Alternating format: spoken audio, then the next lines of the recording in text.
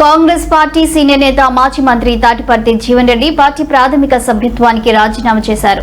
జగిత్యాలలో కార్యకర్తల సమక్షంలో తన రాజీనామా లేఖను విడుదల చేసిన ఆయన ముఖ్యమంత్రి రేవంత్ రెడ్డి పార్టీ హైకమాండ్ తీరుపై తీవ్ర స్థాయిలో విమర్శలు గుప్పించారు.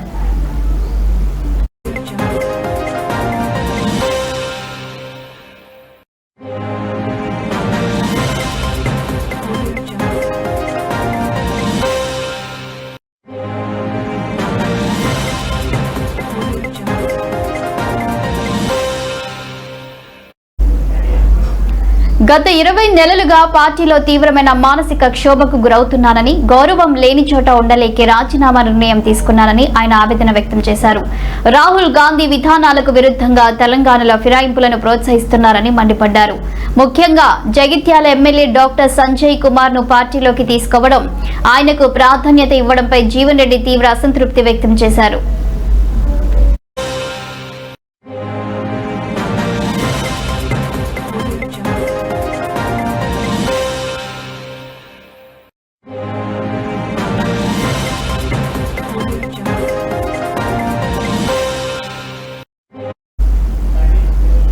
పదేళ్ల పాటు కష్టపడి పార్టీని అధికారంలోకి తెచ్చిన అసలైన కార్యకర్తలను పక్కన పెట్టి ఇన్నాళ్లు తమను ఇబ్బంది పెట్టిన వారికే పెద్దపీట వేస్తున్నారని ధ్వజమెత్తారు. తన వెన్నంటి ఉన్న కీలక నాయకుడు చనిపోతే సీఎం కనీసం పరామర్శించలేదని, రేవంత్ రెడ్డి తనకు అండగా నిలబడలేదని ఆరోపించారు. ఇకపై రేవంత్ రెడ్డి విధానాలపైనే తన పోరాటం ఉంటుందని ప్రకటించారు. మరోవైపు జీవన్ రెడ్డిని బుజ్జగించేందుకు మంత్రులు శ్రీధర్ బాబు, పొన్నం ప్రభాకర్, టీపీసీసీ అధ్యక్షులు మహేష్ కుమార్ గౌడ్ చివరి వరకు చేసిన ప్రయత్నాలు ఫలించలేదు. జీవన్ రెడ్డి తన నిర్ణయానికే కట్టుబడ్డారు. జగిత్యాల నియోజకవర్గంలో జీవన్ రెడ్డికి ఉన్న బలమైన క్యాడర్ ఇప్పుడు ఆయన వెంటే నడిచే అవకాశం ఉంది.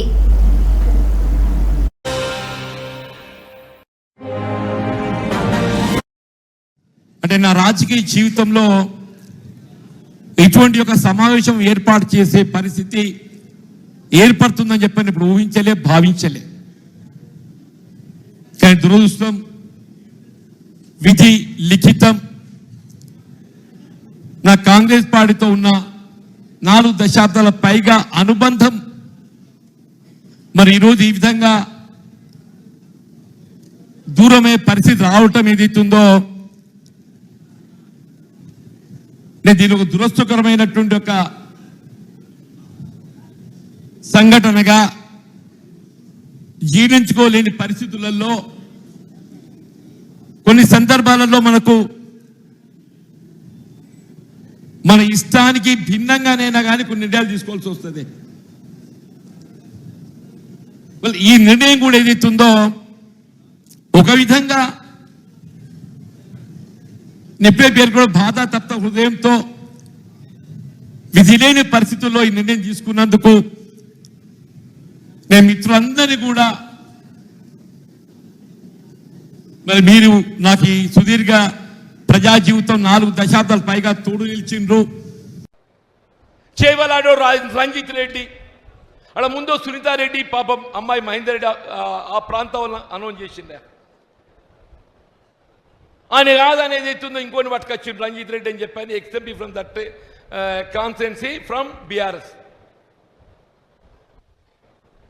పీపుల్ ఆర్ సో వాయిస్, వాళ్ళు మనం తక్కువ అంచనా వేయద్దు.